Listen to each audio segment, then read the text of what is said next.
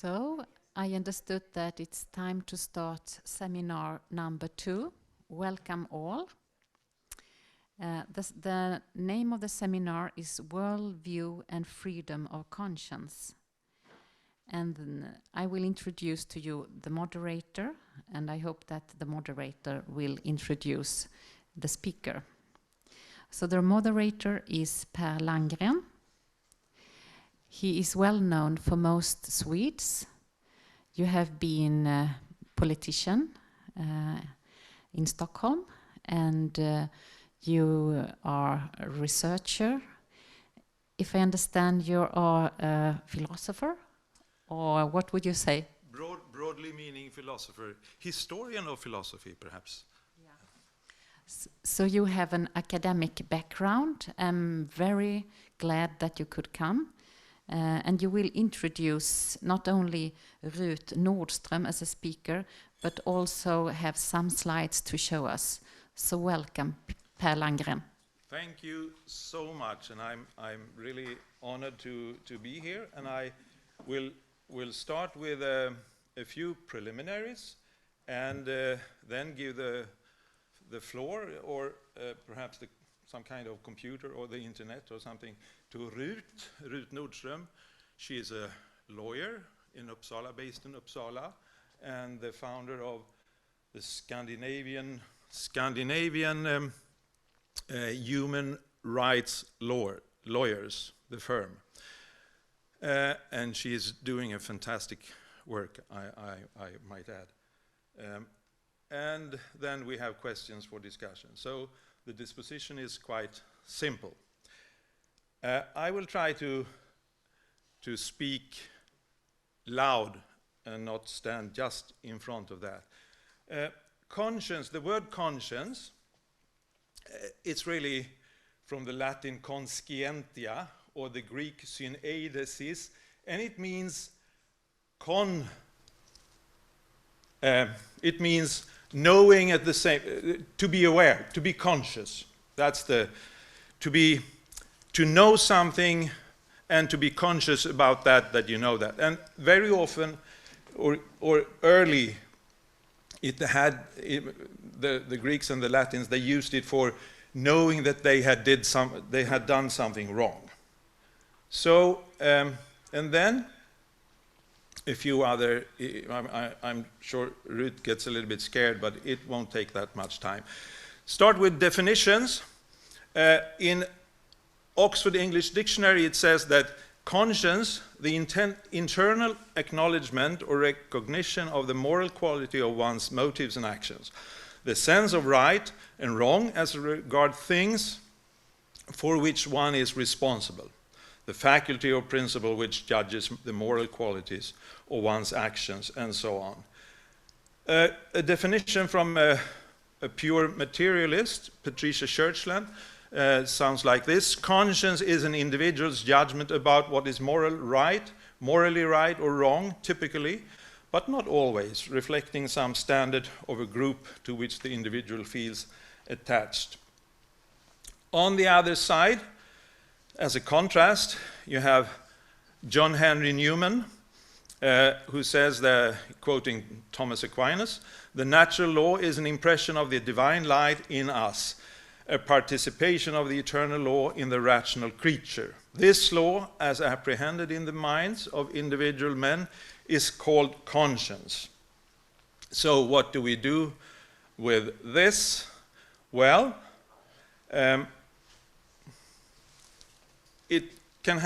conscience has its origin, according to the viewpoints, in God or in man.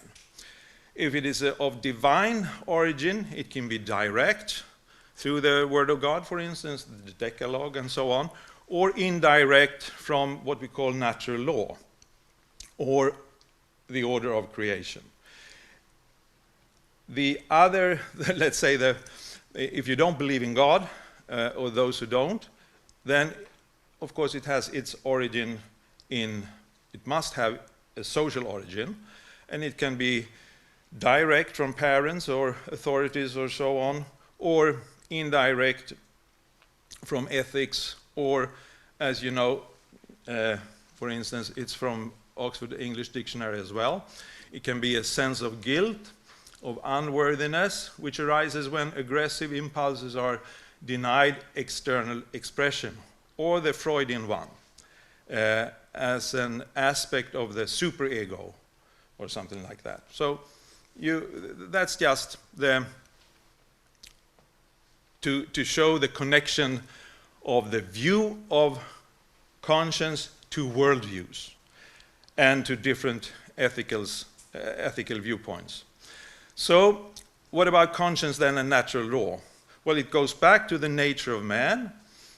As Christians, we interpret it as God created man.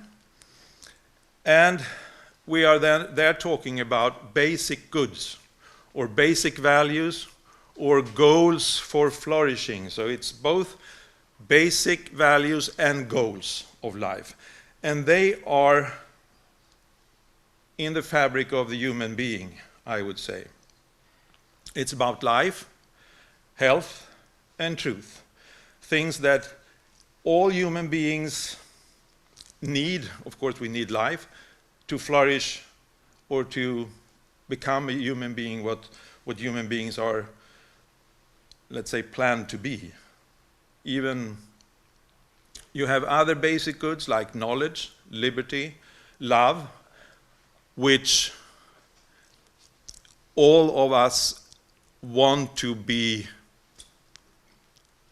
in effect, to be realized in the old meaning of the word, to come true in your life. Friendship, justice, peace, respect, happiness, pleasure, appreciation, religion, nature, family, commitments. That's what really matters in life. And that's what also counts as true motives, or satisfactory motives, motives that we are satisfied and we don't ask more, why did you do this? When you say, I did it to save the life of the patient, I did it to prevent the sickness, I did it because that was true, I did it because I wanted to be free, and I did it for love, not for money.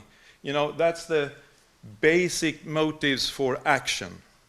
And when you don't do this, then you will have bad conscience, someone. Of course, not somehow, you will have bad conscience. Even though conscience can be suppressed and so on, in natural law, we generalize. It's possible to generalize because we all have the common nature, and these, even though some of them can be overlapping and so on, of these basic goods, when we the opposite are basic bads, and when we do that, we get bad conscience. I mean, that could be, I think, an explanation where conscience come from. So,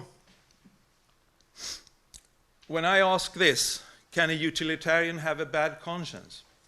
Or can a nihilist have a bad conscience? Can a relativist have a bad conscience? I would say yes, but not out of their utilitarianism, not from their nihilism, not from their relativism, but from these basic goods that we all share. So that's let's say a proposition, but I think it's verified or confirmed every day in human lives. So that were the preliminaries that I wanted to say, and now I will leave the floor or the air to Ruth, and I do that by leaving the you could help me with that. Process, I used to say, but that's true for doing things like that. So thank you. It's your time. Okay, very well. Do you hear me, everyone? I suppose so. I don't see anything, but I suppose that you hear me. I cannot hear you, Per, but if my sound is on, could you please give a thumb up? Okay, good. Okay, so I'm thrilled to be here and to meet with all of you.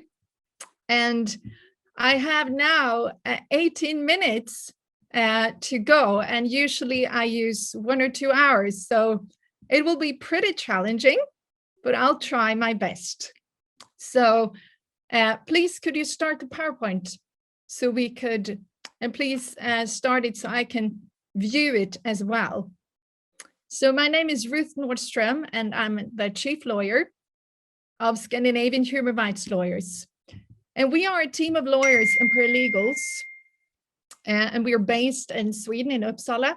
We work with human rights, family law, labor law, and migration and asylum cases. And one of the cases that we are most known for is a case of freedom of conscience for healthcare workers, for 2 midwives. And in September, I have a book that will be released. And if you can see the front page, it's a page where you can see me boxing. And it's been a tough 7 years. And in this book, I'll reveal more of it. I'll describe 7 years of court proceedings where all the mainstream media, all the public TV and daily newspapers took a public stand against our case and against the 2 Christian midwives that we defend. And how come? I will speak more about that. You can see that Sorab Amari, he's an opinion editor of the New York Post. He was visiting us. He came over from the United States to just cover these cases because they were spoken about in international media as well. And the reason why we chose this picture with me boxing was, one reason was because I actually did prepare myself for the court cases through boxing. But the second was that it's been a really tough fight to fight for freedom of conscience in Sweden. It's the second most secularized country in the world. And the ministers of the government took a public stand against our case and all the media, and it was like an explosion. So after this presentation, you'll have the possibility to get more information about my book. The first midwife that we defended for her freedom of conscience, her case was about her, she was educated as a midwife and got her exam 2015. She held a so-called midwife contract, and it stated that she was promised to work as a Swedish midwife for 2 years at the clinic, and that the county council would pay for the midwifery studies because of a huge lack of midwives. And the county council broke this contract and denied her work at 2 hospitals because she denied to perform abortions. But she said, I'm willing to work as a midwife within delivery care, within post-maternal care, and so on. And our second midwife, our second client, Eleanor, it's a video where you can hear her speak about her profession. So I hope the sound will work well.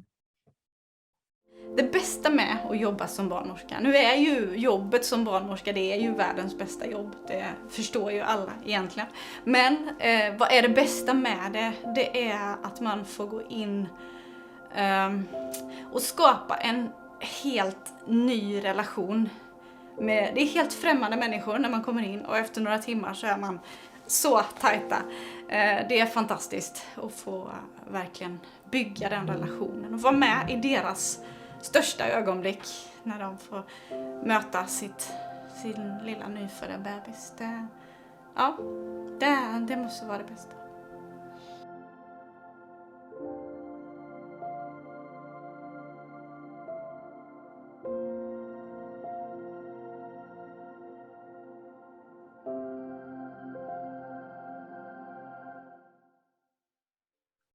Okay, so here is Eleanor, and she has been a midwife since 2013. She applied for 3 jobs within Swedish healthcare, and she was denied 2 of these jobs because of her conscientious to abortion. She was actually promised a 3rd job, but then her case broke out in the media, and she was interviewed by the journalist asking her about her conscientious objection to perform abortion. And she described her Christian worldview, just like Per Landgren just did, that it was because of her conscience, and she believes that God has created every human being. She said that according to her, life is holy and life begins at conception. And she said, I'm willing to do anything, but I would like to work within delivery care and to help women deliver their babies. It was a nice interview, but this broke out in the media, and it was just hysterical. The former government's coordinator against extremism and violent extremism in Sweden, Mona Sahlin, compared Eleanor Grimmark after this to jihadists and ISIS warriors, saying that she was a religious extremist, just as the ISIS warriors were. And they compared us to Hitler and to Donald Trump and to Vladimir Putin. And they said that there is now a global wave of oppression against women. And this case in Sweden about the Christian midwives are part of this global wave of oppression against women. And there were pictures all around in the media saying that we should be aborted retroactively. So this was a climate where we tried to fight our case. But I will now go on to see, if you could click on the next picture, I'll just try to explain very shortly just legal research and the legal reasoning we had in our complaint to the courts. So according to Article 9 in the European Convention on Human Rights, about freedom of thought, conscience, and religion, it says clearly that everyone has the right to freedom of thought, conscience, and religion. And this right includes freedom of change to his religion or belief, and freedom, either alone or in community with others, and in public or private, to manifest his religion or belief in worship, teaching, practice, and observance. And this is a basic human right from the Council of Europe, and it's written in the Convention of the European Convention on Human Rights, and there are 47 member states of the Council of Europe that respect freedom of conscience as a human right. I'll comment that individually in just a second. So the next slide. So this is soft law. This is not directly binding as the European Convention for the member states, but it's a resolution of the Parliamentary Assembly of the Council of Europe. And there it says specifically, so it's something, the resolutions the court can use in their judgments, and then it becomes binding through the rulings of the European Court of Human Rights. It says that no person, hospital, or institution should be coerced, held liable, or discriminated against in any matter because of a refusal to perform, accommodate, assist, or submit to an abortion, or the performance of a human miscarriage, euthanasia, or any act which could cause the death of a human fetus or embryo for any reason. So this is a very clear soft law resolution that we also used in our complaint. The next slide. And then we have the soft law and the International Code of Ethics. And you have that for doctors, you have it for midwives, you have it for dentists, and so on. And in that International Code of Ethics, it says specifically for midwives that midwives may decide not to participate in any activities for which they hold deep moral position. However, the emphasis on individual conscience should not deprive women of essential health services. And then in the third paragraph D, it says, midwives with conscientious objection to a given service request will refer the women to another provider where such a service can be provided. So this is also stated very clear in the International Code of Ethics, and Sweden has been obliged to follow these codes of ethics as well. So the next slide. So when we have this case, there are three questions that must be answered legally. The first question is, was the interference of her freedom of conscience, was it prescribed by law? Because everyone agreed, okay, she should have freedom of conscience.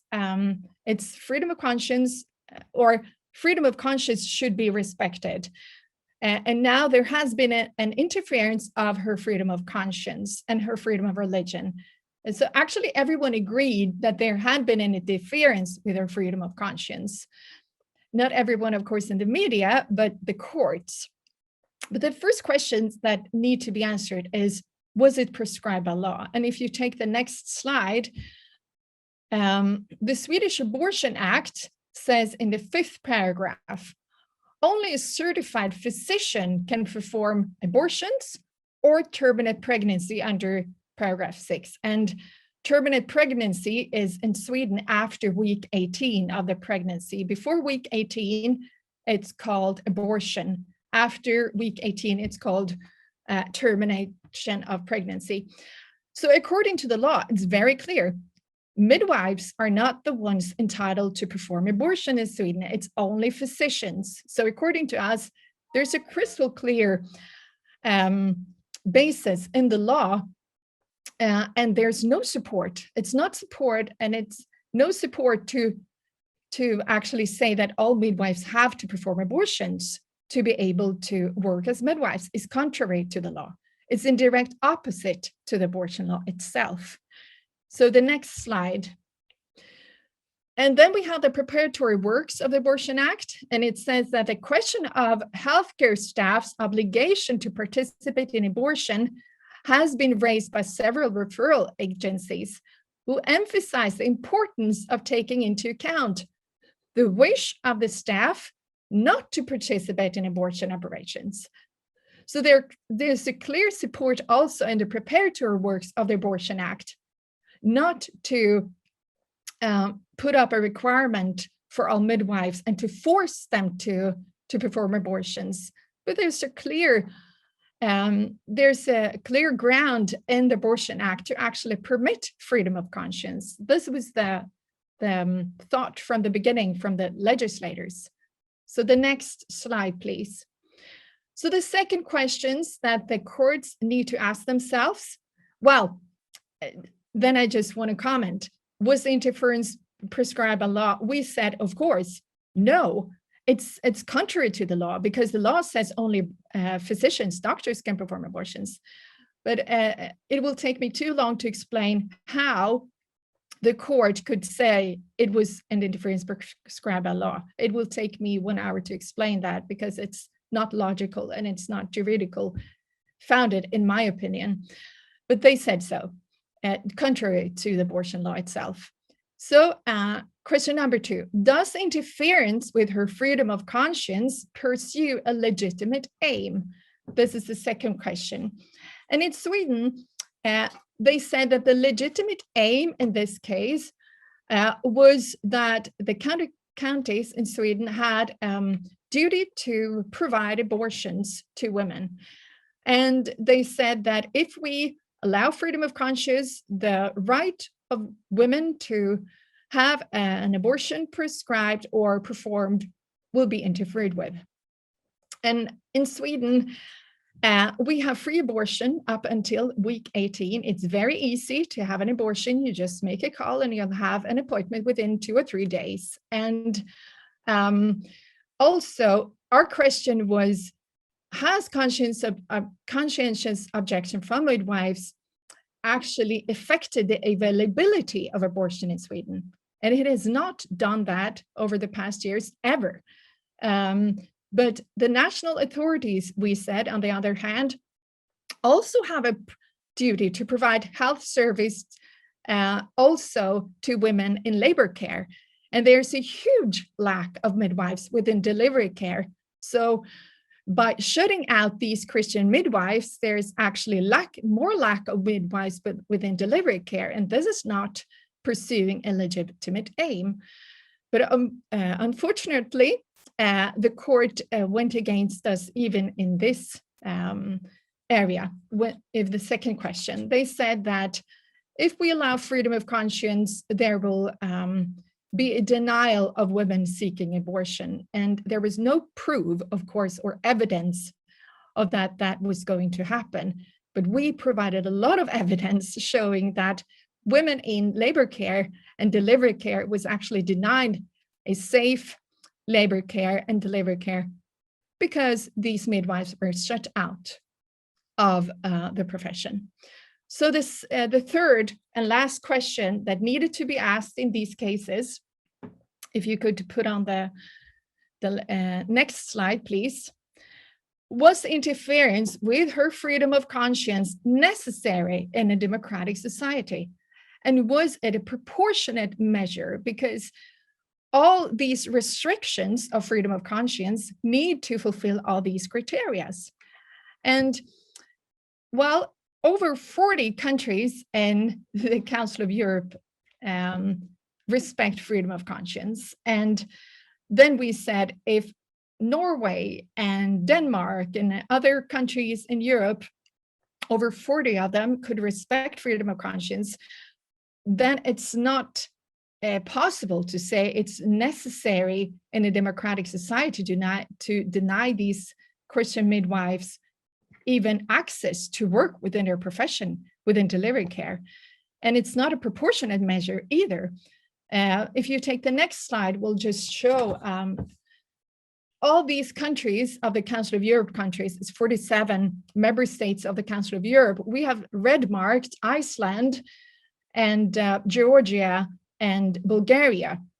These are the three countries where we have question marks, and we see that there have been certain restrictions. But on the other 44 countries of them, or 43 countries belonging to the Council of Europe, these countries have regulations where they respect freedom of conscience. And margin of appreciation is a legal term that the European Court of Human Rights use in these kind of cases. And they say that when there is a consensus within many member states of the Council of Europe that freedom of conscience or freedom of religion or freedom of thought or opinion or expression or any other area where human rights are involved, when there is a huge consensus between these member states, there's a very small margin of appreciation that will say there's a very little chance for a country to say that we will do quite the opposite of all the other 43 or 44 member states of the Council of Europe. And this doctrine was actually established by the European Court of Human Rights. But also in this view, we went through all the cases went through the domestic court, the Court of Appeal, the Labor Court in Sweden.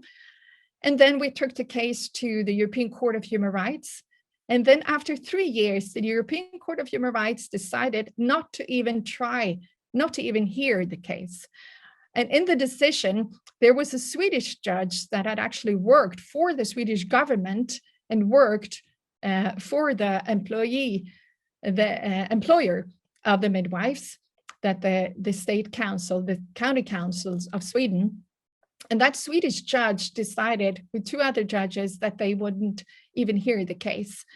And they did not respect margin of appreciation doctrine. They did not respect all the other evidence that we gave in or the previous rulings of the European Court of Human Rights. So we have actually, 1 year ago, we sent in a question or an appeal for review of the case, and we're still waiting for that to be heard by the European Court of Human Rights. The next slide, please. This is a quote that I have on my wall that I've used many times during these 7 years that we have fought for freedom of conscience in Sweden. It says, "Cowardice asks the question, is it safe? Expediency asks the question, is it politically correct? Vanity asks the question, is it popular? But conscience asks the question, is it right?" And there comes a time when we, all of us, must take a position that is neither safe nor politic nor popular, but we must take it because our conscience tells us that it is right. This is a great quote, and I won't tell you who said it. In the group discussions, you could guess who said this, and it's a really good question for all of us to go back to our lives, because conscience should be the mark that is guiding us forward. So next slide. Please keep in touch with us. I only now had like 30 minutes or no, 20 minutes to present, but I'd like to be in touch with all of you. And please contact us on info@shrl.eu. Follow us on Twitter, Instagram, Facebook, and connect with us. I would love to be in connection with all of you. And also the last, I think we have a very last, yes, there we have the group discussion. So my first question is, of course, who said that, who was behind the great quote on my wall? That's number one. But here, what does freedom of conscience mean to you personally? Do you have a personal experience of freedom of conscience? And the second question is, why do you think that more than 40 countries in Europe respect freedom of conscience, but not Sweden? So that'll lead you to the group discussions, and I think I'll see you in a little while. Thank you.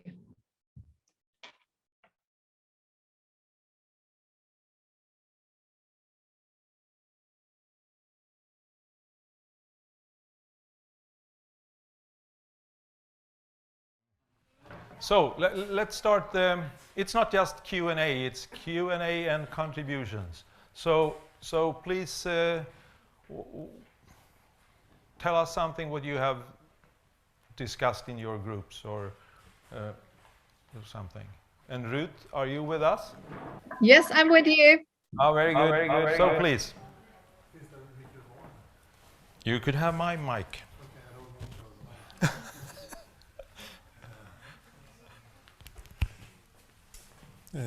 Okay, I can stand next to you. But I think freedom of conscience is a basic human right, and it's important. But I think that to people in general, it's pretty much unknown or poorly understood human right. And I think it's something that people in general often associate with being anti-abortions. But I don't know if we all think about this, but it's a hot topic when it comes to certain ethical issues like abortions or euthanasia, or if you're a pastor, if it's about marrying homosexual couples or not. And then it becomes very disturbing to many. But in other areas, freedom of conscience is applied without any discussion whatsoever.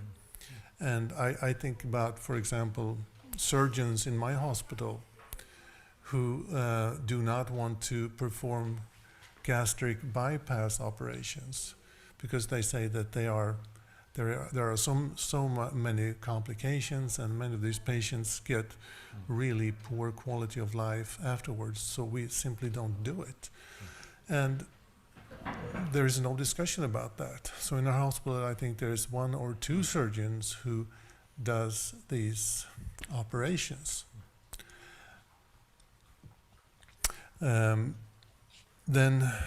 I also think that freedom of conscience is something that many European countries confess to or say they adhere to, but in practice they do everything to circumvene this human right.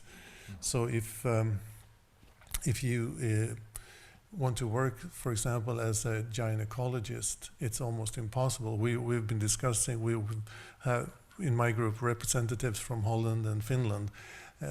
It's the same in these countries, that it's almost impossible to work as a gynecologist in a general hospital if you do not perform abortions. And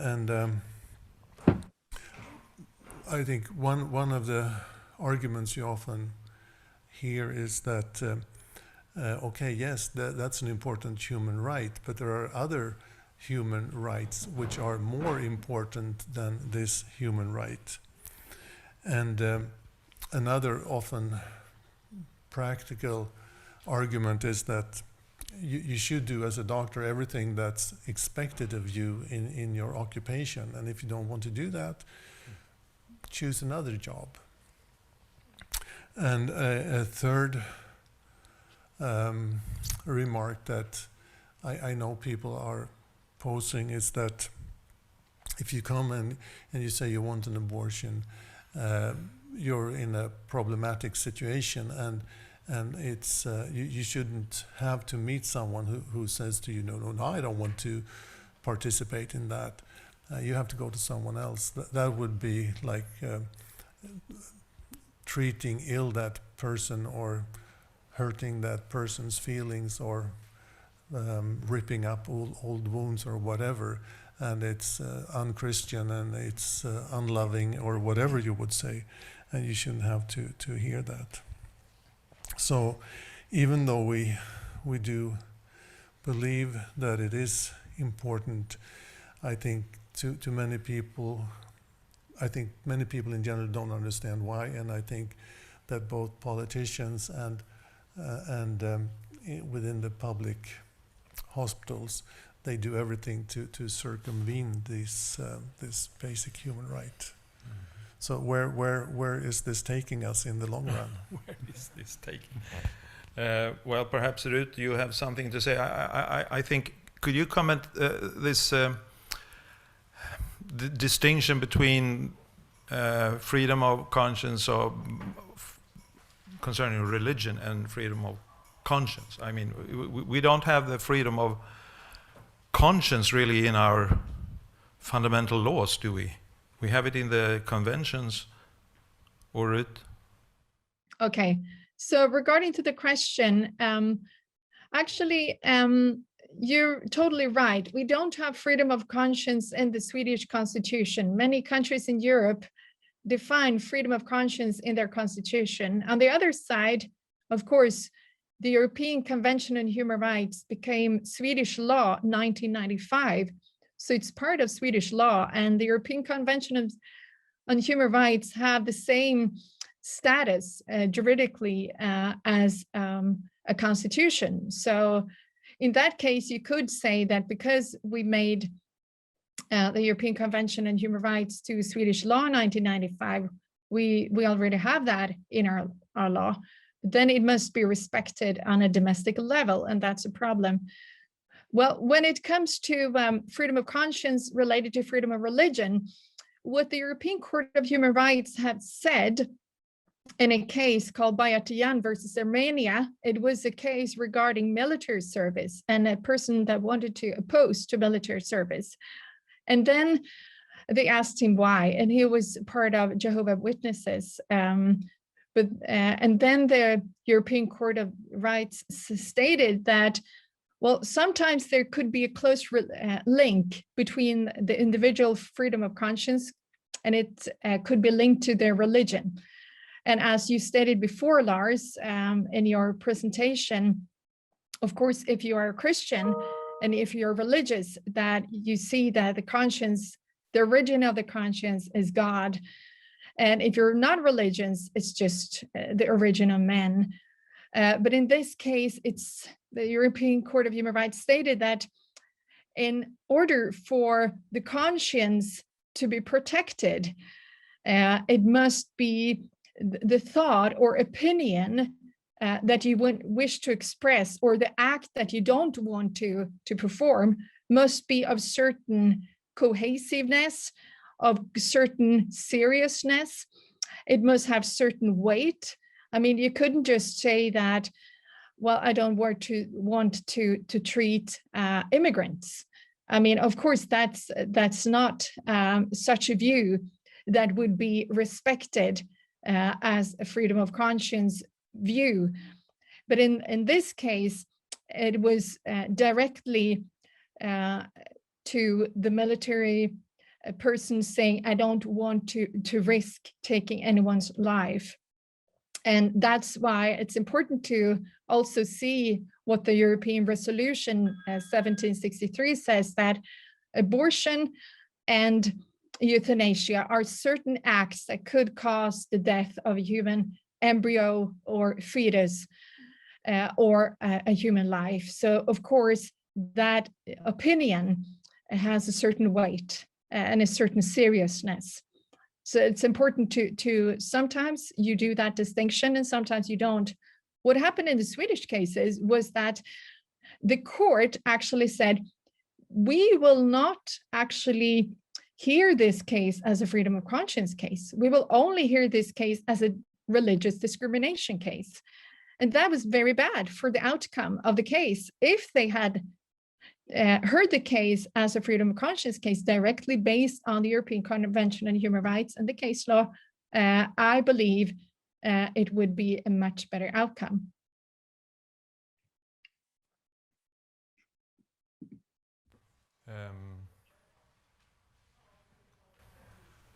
Yes, Valdemar, please.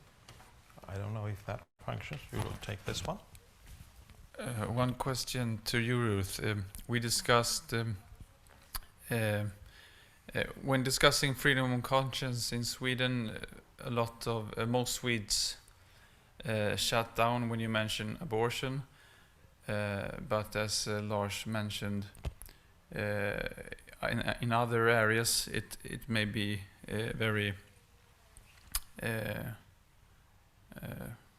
what do you say? Relevant as well. Yeah, very acceptable. Yeah. Are you aware of any such cases or discussions where even the most secular society in Sweden, acknowledges the value of conscience? Very good question. Thank you for asking that. Is the sound okay now? Okay, yes.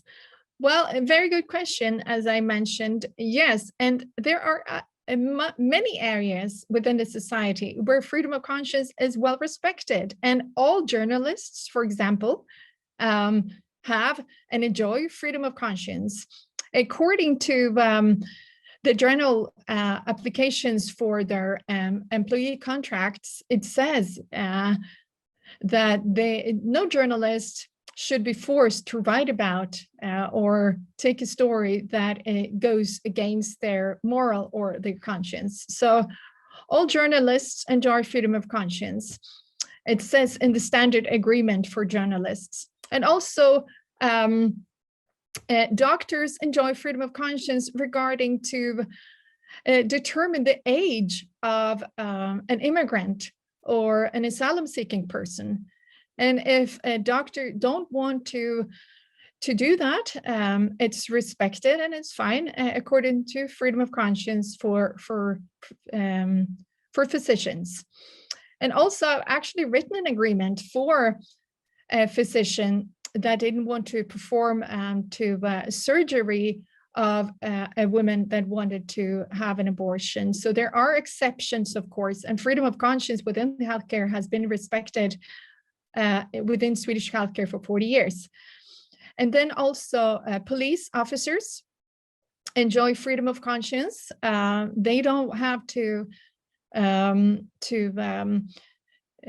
say to an immigrant or to deport an immigrant to their home country or take them to a plane for deportation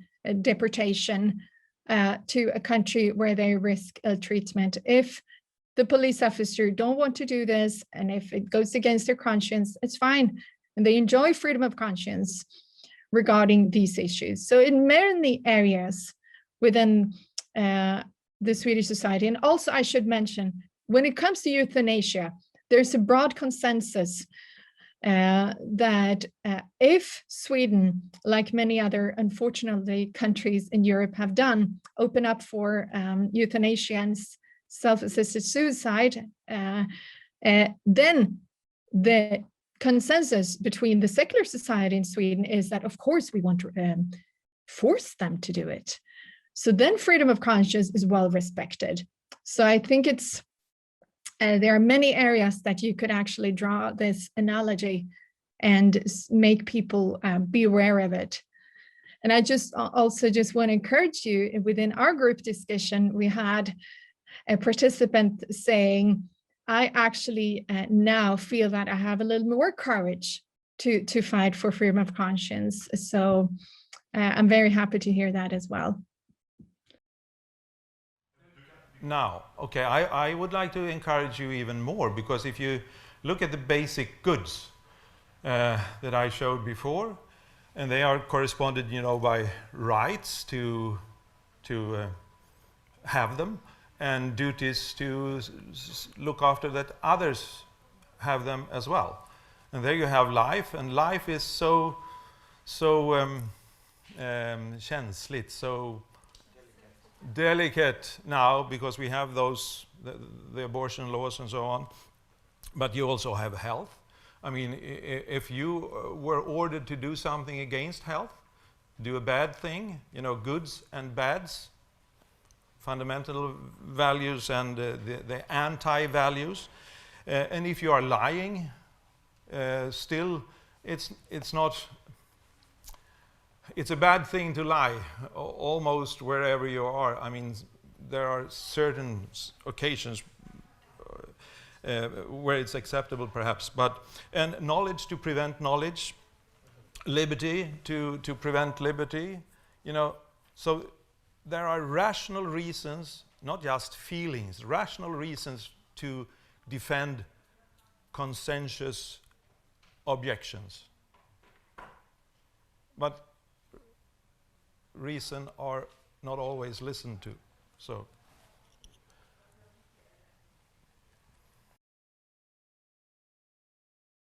yeah, Joanna, please. You can use this one as well. I had a reflection what Ruth said about euthanasia. In my view, I think that today it's accepted that we should not be forced to kill an older people. But what about 20 years to come? I feel that it started with abortion like that it would be just for those that wanted to collaborate. But maybe we should not be so sure that even for euthanasia that would be the thing that for the future. Maybe we will also be forced. So I think we have to work internationally for arguments and do the work that Ruth does, because I think this has to be shown in the media. We have to be there in a way. Ruth, do you have a... Yes, very good reflection. Thank you, Joanna. And I think you're totally right, because we work a lot with these issues, and we see that in Europe, it started, just like you said, to say that, of course, we want to force the doctors, the physicians to participate in euthanasia.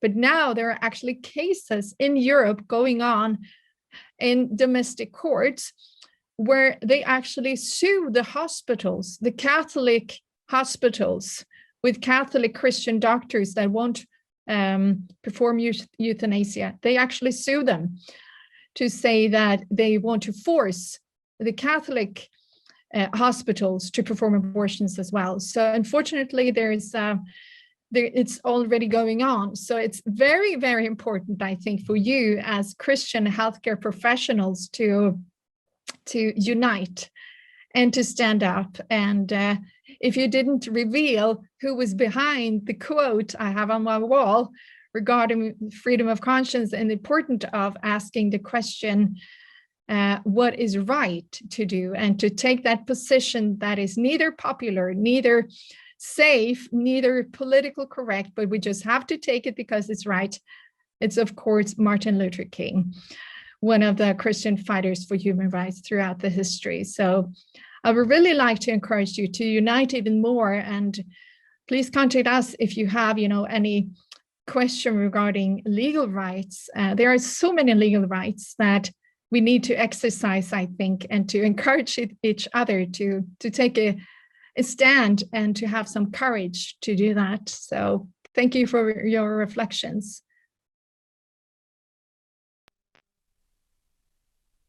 Funkar det med det?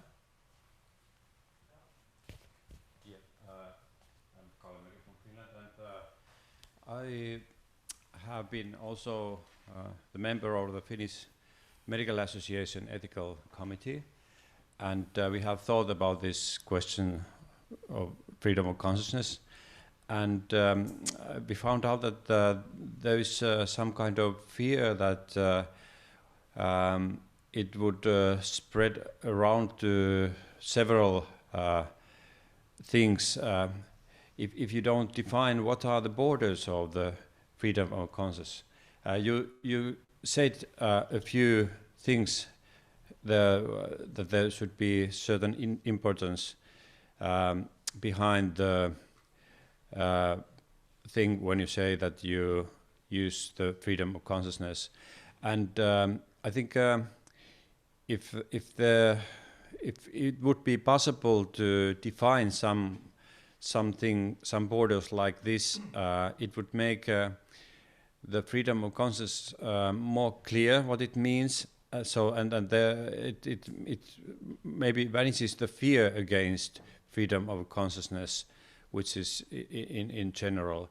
So I think that we have very important to fight for the freedom of consciousness, and at the same time we have to express what we mean with this freedom of consciousness as clearly as we can. Yeah, that's my message.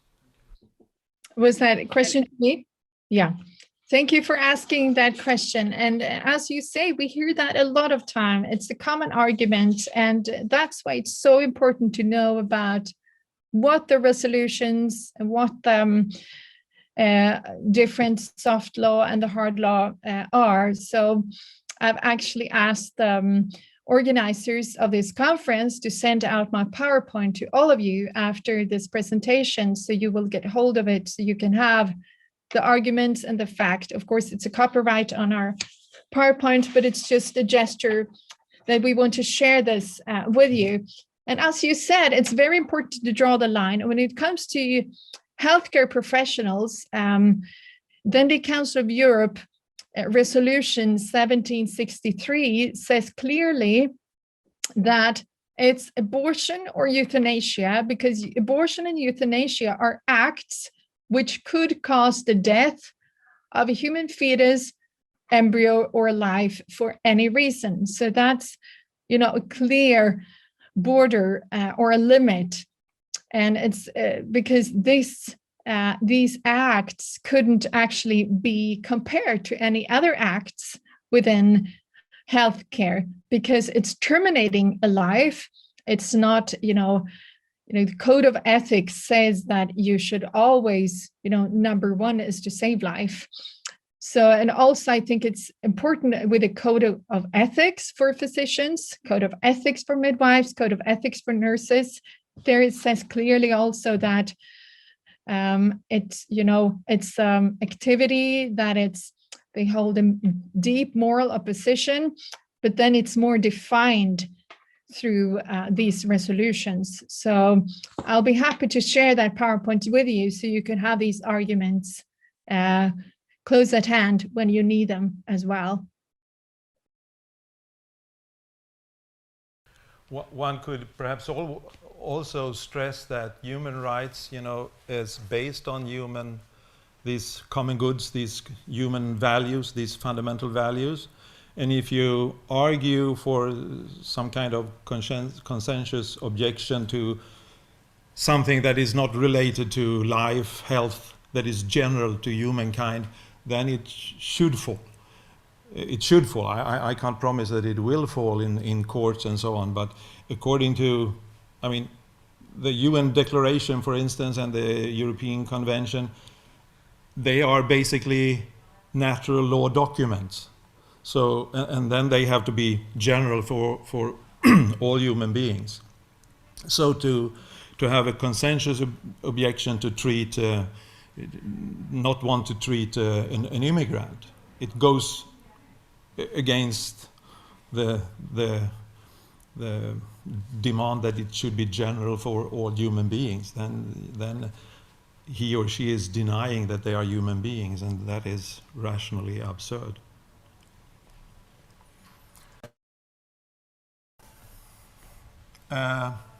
What do you say, Johanna?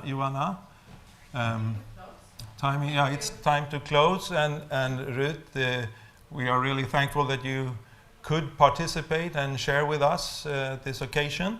So thank you so much, and thank you all for being part of this. Thank you so much. It was wonderful to meet with all of you, and please keep in touch. Thank you so much.